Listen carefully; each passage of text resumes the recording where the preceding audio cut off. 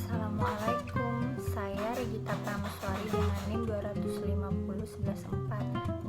Di sini saya akan menjelaskan mengenai hasil dan pembahasan dari uji stasionaris analisis inflasi terhadap pertumbuhan GDP. Di tabel 1 ada hasil uji stasionaritas augmented Dickey Fuller pada unit level. Hasil dan pembahasannya ialah untuk menentukan alat analisis apa yang akan digunakan, maka langkah awal yang dilakukan adalah dengan uji stasionaritas berdasarkan hasil uji intermediasi unit level dengan bantuan augmented Dickey Fuller. Hanya inflasi yang mempunyai probabilitas di bawah 5%, sedangkan variabel lain berada di atas 10%. Artinya data pada unit level tidak stasioner dan akan dilakukan uji stasionaritas pada data urutan pertama atau satu difference. Di tabel kedua ada hasil uji stasionaritas ADF pada data turunan pertama atau satu difference. Berdasarkan hasil uji derajat integrasi pada data turunan pertama, maka diperoleh nilai probabilitas dari populasi sebesar 0,17. Hasil dari variabel yang disebutkan berada di atas toleransi derajat kesalahan 10% atau T statistiknya lebih kecil dari nilai kritisnya.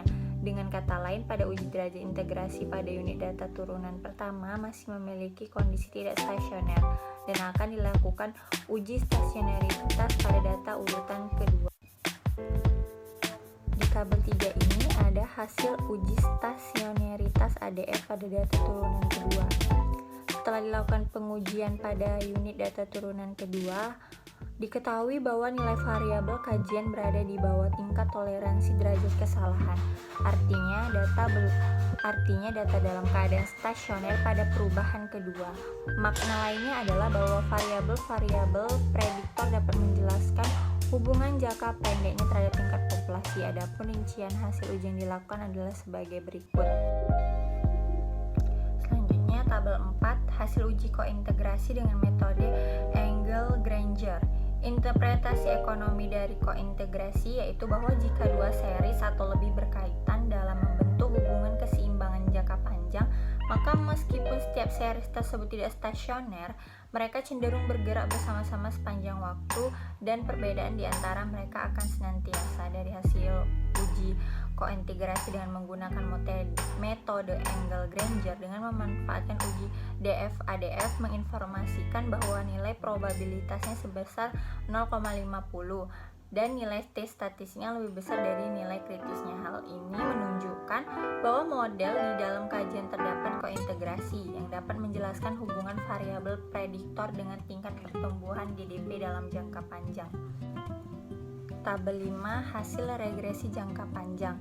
Berdasarkan hasil regresi jangka panjang diketahui F statistiknya sebesar 62,7 dengan probabilitas sebesar 0,000. Maknanya adalah bahwa minimal terdapat satu variabel prediktor yang berpengaruh secara signifikan terhadap tingkat GDP, atau dapat pula diartikan bahwa model yang ada layak untuk digunakan dalam memprediksi tingkat GDP.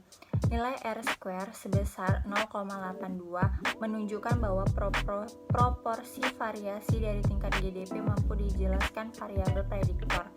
Berdasarkan hasil di atas diketahui bahwa inflasi tidak memiliki pengaruh secara signifikan terhadap tingkat GDP, di mana nilai probabilitas dari variabel tersebut sebesar 0,27 di atas toleransi derajat kesalahan, bahkan pada alfa 10%. Nilai koefisien dari populasi sebesar 0,006378 menggambarkan bahwa ketika populasi mengalami kenaikan sebesar 1%, maka tingkat GDP akan turun sebesar min 906,06%. Hubungan ini menunjukkan bahwa peningkatan populasi yang dapat diproyeksikan sebagai meningkatnya pendapatan masyarakat dapat mendukung dalam penurunan tingkat GDP. Berdasarkan hasil juga diketahui bahwa hanya populasi yang berpengaruh signifikan terhadap tingkat pertumbuhan inflasi dalam jangka panjang. Keadaan ini diperkuat dari nilai probabilitas yang dihasilkan oleh variabel tersebut yang berada di bawah alfa 5%. Sedangkan populasi, GDP tidak memiliki pengaruh secara signifikan terhadap tingkat inflasi, di mana nilai probabilitas dari masing-masing variabel tersebut sebesar 0,72 atau di atas toleransi derajat kesalahan, bahkan pada alfa 10%. Tabel 6, hasil estimasi dari Error Correction Model atau ECM diperoleh dengan meregresikan seluruh variabel dalam keadaan perubahan pertama atau first difference. Nilai dari ACT -1 menunjukkan tingkat signifikan pada alfa 1% dan nilai koefisien sebesar 0,06733 yang dapat dimaknai bahwa model yang dibangun memiliki hubungan dalam jangka pendek. Nilai F statistik sebesar 0,118649 dan probabilitasnya sebesar 0,948299 menggambarkan terdapat minimal satu variabel prediktor yang mempengaruhi tingkat GDP secara signifikan. Hasil R-square yang diperoleh sebesar 0,1438 lebih besar dari nilai R-square pada jangka panjang. Berdasarkan nilai koefisien parsialnya, terdapat satu variabel prediktor yang berpengaruh signifikan terhadap tingkat GDP dalam jangka pendek. Variabel yang dimaksud adalah inflasi atau 0,9229, sedangkan variabel lainnya seperti populasi tidak berpengaruh secara signifikan terhadap tingkat GDP selama periode pengamatan. Hasil estimasi persamaan jangka pendek menunjukkan bahwa dalam jangka pendek perubahan, tingkat inflasi memberikan pengaruh yang signifikan terhadap pertumbuhan GDP berpengaruh. Adapun populasi dan inflasi memberikan pengaruh negatif. Hasil estimasi persamaan jangka pendek menunjukkan bahwa dalam jangka pendek ada perubahan. Tingkat inflasi terhadap pertumbuhan GDP memberikan pengaruh yang signifikan.